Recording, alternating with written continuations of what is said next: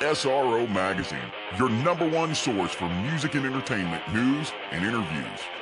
SRO.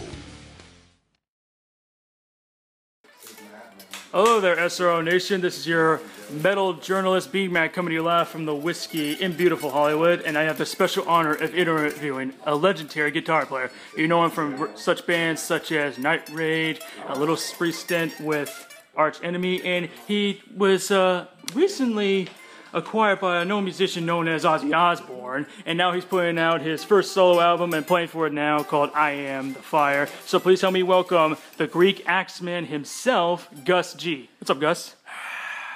Clap, clap, clap. Yeah. Clap, everybody. It's all good, man. Yeah, so this is pretty exciting for you. This is your first solo album, and I heard you've been trying to get this done for a while. Why the long wait? I don't know, I was just busy being in bands all these years, you know? And you've been in so many bands. I mean, I've had my band for touring and making records back to back, and then since 2009 with Ozzy, it's been non-stop. And, you know, once he did the Black Sabbath reunion, it was a good time for me to do this record. Oh, obviously. You know, speaking of Black Sabbath, what'd you think of 13? Love it. I'm the biggest Black Sabbath fan out there, so love this one. Same here. I saw them last year. Great show. Yeah, man, they were awesome. Yeah. And I know that this show is going to be an excellent show. Yeah. Now, on the title track of the album, you performed it with Devour the Day. And our magazine actually interviewed Blake Allison a few weeks ago, and he was talking about his experiences with working with you. In your own words, what was the experience like working with Devour the Day? Tell me what he said, and I'll tell you. Well, oh wow, right on the spot. I don't know, you're gonna have to ask Sid about that. I wasn't there for that one. Okay, you don't know. Okay, no, they're great guys, man. We spent a day in the studio here in LA. They flew out here, and we, you know, I had the music and just sent it to them, and the guys just wrote the lyrics and the melodies for that, and I thought it was great. They sent me some, you know, rough lyrics and stuff to look at, and then they flew out here. We went in the studio, and it was great. You know, we just cut the track, and yeah, it was a good musical chemistry there, you know. Well, obviously, and you had so many great other artists on there as well. You had Candlemass's Matt Levin, yes. You had Mr. Big's Billy Sheehan, yeah, man. Megadeth's David Ellison, and of course Layman's Jacob Bunton, who's here tonight. Yeah. So, what made you want to work with these guys on this album? How'd you get them involved? Well, a lot of the people, you know, some of the people were friends of mine, like Matt's and Jeff Scott Soto, and you know, like Tom from Evergrey and stuff. But then, you know, I was looking for more guests, and luckily, Jay Rustin, who mixed my record, he, you know, he connected me, put me in touch with all these people, and he was making suggestions because he really played a key role into getting all those guests invited and, you know, make this gathering there. So while I was out here recording the drums, you know, he introduced me to, you know, Jacob. He was in town, and then he, you know, he said like, hey, how about Billy Sheehan or Dave Ellison, and you know, Marty O'Brien, who's playing here with me tonight. So Marty played on a couple of songs of the record. So he's like, I made a lot of new friends through Jay, I have to say. Yeah, I have to say. I mean, with Jacob and Billy being busy with, you know, Winery Dogs and the Adler Group, respectively, it's amazing that we were able to, you know, get together with such just chaotic. There he is. And speaking of which, I see Jacob Bunton right over there.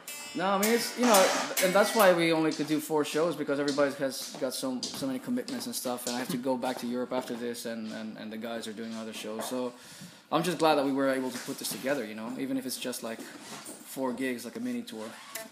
Back to Europe, huh? Can you take me with you? Huh? Can you take me with you? Where? Europe? Yeah, okay. Oh, great. I don't know if you're going to fit in that bag, but yeah. Oh, I'm pretty sure I can fit in. All right, what would you say the writing process was like for I Am the Fire compared to the other recordings you've done over the years? That was just a different collection of ideas, you know, that didn't fit for Firewind, you know. It was just either more acoustic stuff or more like classic rock vibe stuff, and, you know, not just like so much on the heavier side of things. And I just started writing with a couple of singers, and that thing took off from there, you know. Oh, that's awesome. And, you know, I gotta ask you, I mean, of all the songs that you've done on this record, which one would you say was the closest to your heart? Which one stood out the most? You know, that's the thing. It's hard to say that for this album because I think it has many colors. It has many. It's not like you can just play. I cannot play one song from this album to somebody and say, oh, that's how it sounds like, because of the fact that there's so many guests on there. So everybody brings their own thing to the table, you know. So, I mean, you listen to the song with Devour the Day, and that's more like a modern active rock radio type of track. And then you hear, like, a song like Terrified or Vengeance, where instrumentals, like totally shredding guitar, and then you hear something like Dreamkeeper, which is like mellow guitars and big melodies and very atmospheric. So yeah, it's just hard to put it together into like just one song and oh, here's how it sounds like, you know. Yeah, you just mentioned about all those artists bringing their different flavors, kind of like what Slash did on his first solo That's album. exactly the kind of mindset, like kind of like that first Slash record with a lot of different guests, you know. Was that something you were trying to go for like what Slash did on his first record, trying to find a vibe there? Well, the thing is, I didn't think about that, but you know, I wrote like 3 or 4 songs with Mats, and then I did a song with Gus G, and then I did a song with Tom Englund from Evergrey, and then I was like, well, this could become that kind of record, because I was also kind of like finding my way as a solo artist. Like I didn't know what exactly I was gonna do with it, you know. So yeah, it was kind of like a this discovering process for me, and I was just lucky to have all these guys on the record, really.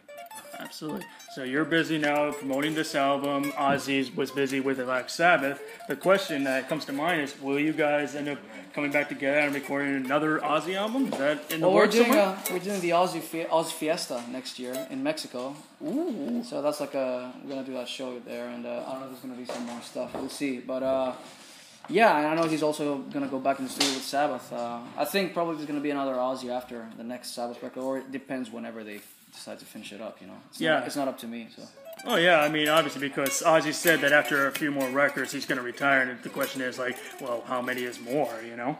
You never know with Ozzy, man. Yeah, you never know. That's the thing. It's not like you can't predict that. You know, I think he's one of those guys like like Paul McCartney or Mick Jagger. He'll be doing it until he's 80 or something. You know, I think so. I don't know if he'll be as good, but yeah, he'll definitely be doing it when he's. Oh man, he's like, I'll tell you what. He's he taught me a lesson about fucking stamina and energy on stage. Up on that stage, he jumps up and down like more than any 20-year-old I've seen.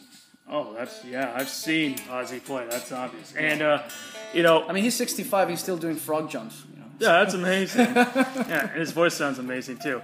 And when you were, did you feel any pressure coming on board to his band? I mean, you were filling some big shoes with Zakk Wylde. And I don't mean to put you on the spot like that, but I bet everybody kind of feels the pressure, kind of like when Jake E. Lee had to replace Randy Rhoads. Of course, man. I mean, without a doubt, it's just.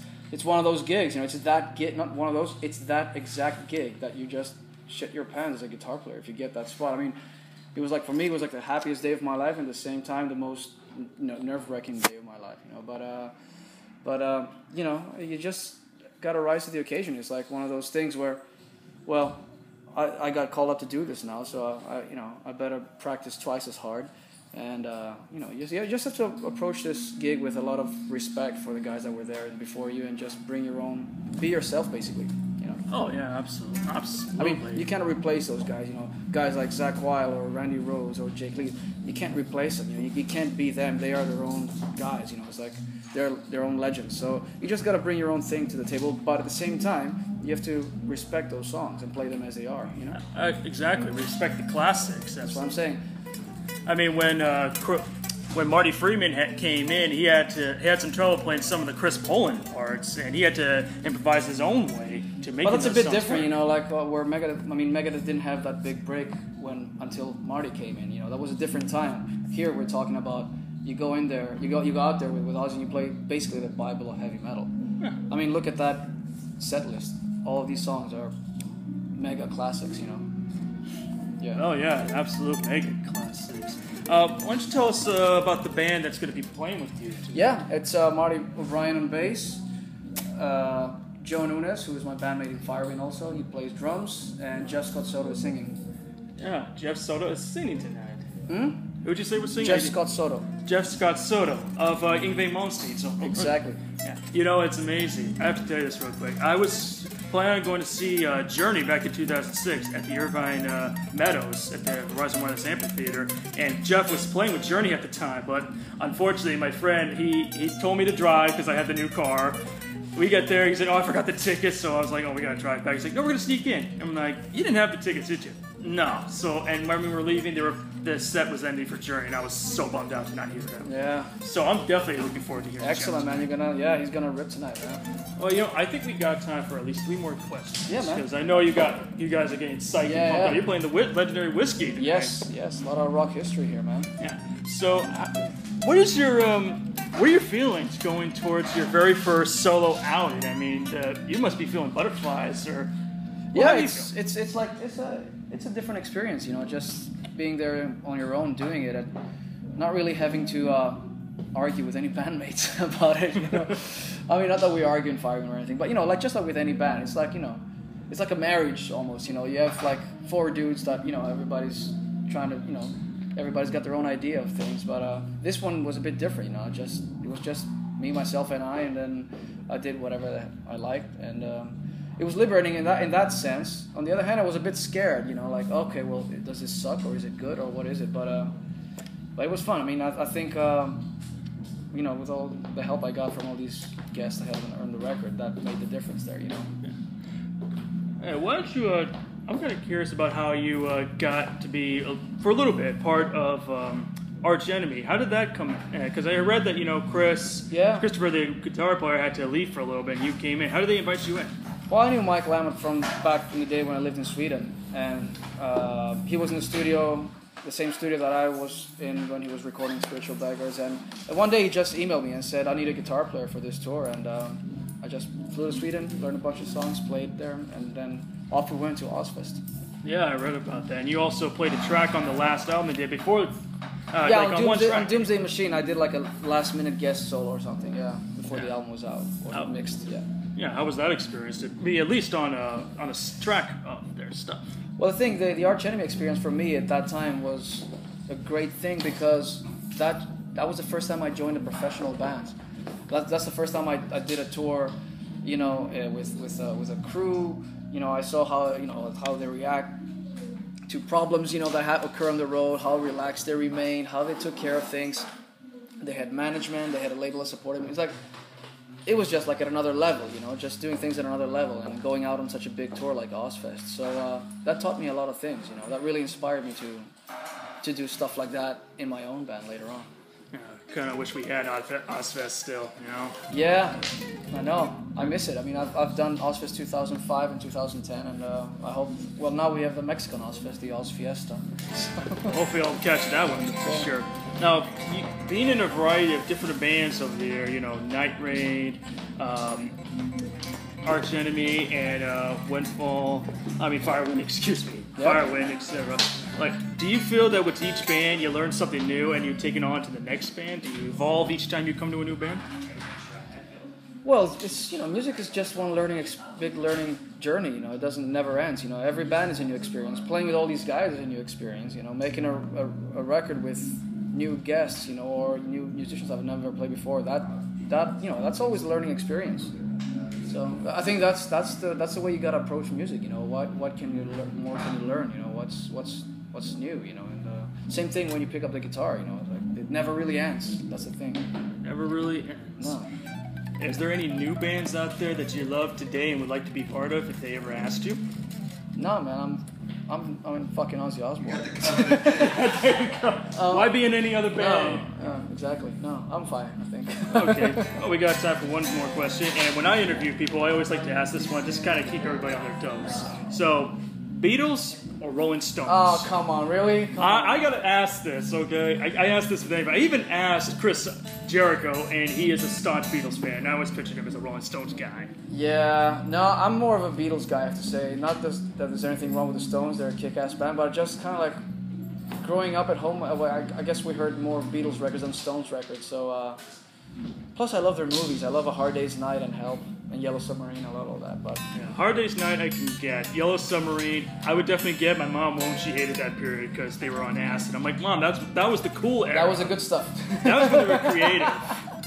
Well, Gus, I know you got probably some more interviews lined up, and you got to get ready for your set. So thank you very much for taking the time to talk to SRO. Thank you. And for all you guys out there, don't forget to pick up Gus G's newest album, I Am the Fire, out in stores everywhere, and you can also get it on iTunes and Amazon.com. You can also get it on Gus G's official website, where you can also get an official extended version, which includes 4 bonus tracks. And a DVD. And a DVD, which is a making of the album, right? It's actually a lot of stuff. It's all the videos. There's some guitar tutorials from me on some of the songs of the album. 3 live songs and interviews and EPK. So a lot of stuff. It's a jam-packed compilation there. So yeah. Well, Gus, thank you very much. Please kick ass tonight. And before we go, why don't you give SRO a big rock and roll shout out? Right on, man. Thanks so much for this interview.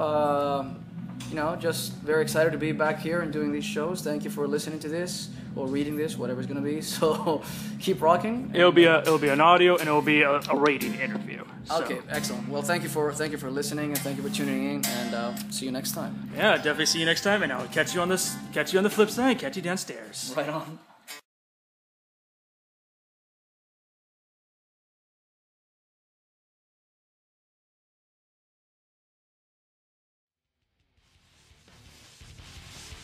For more information on all the greatest bands in rock today, and for all your music and entertainment news, you know where to go. Go to SRO. That's SROMagInc.com. SRO Magazine is sponsored by Kick-Ass Cables, PhDRadio.com, Robert's Guitar, TDLMusicGroup.com. The SRO audio and video was done by Carson Drive Studios and SROMagInc.com.